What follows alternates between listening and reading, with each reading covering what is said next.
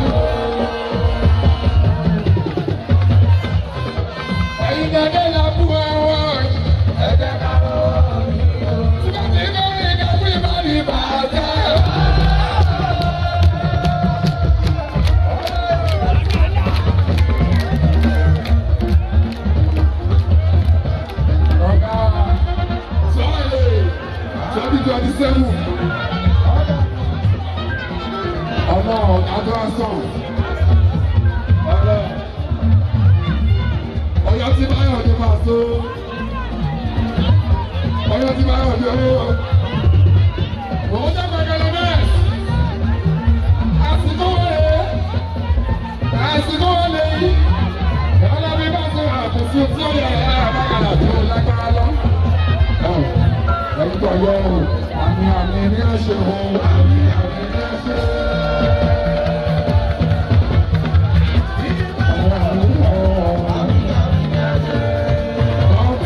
2027. Adelabu for governor.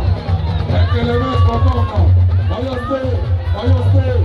Ó ṣe bá jẹ́ ní ẹlẹ́pàá lọ. Àmì.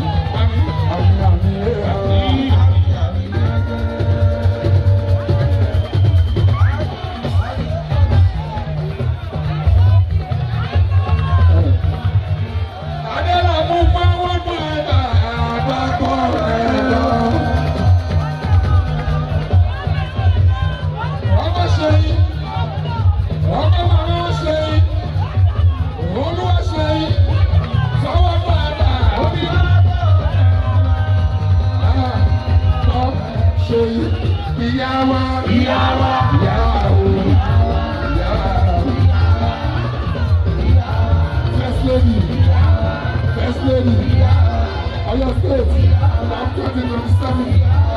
First lady, I'm 2027. I'm 2027. Oh, the share mama. What the share mama? Oh, the share mama. Sorry about that, girl. I say.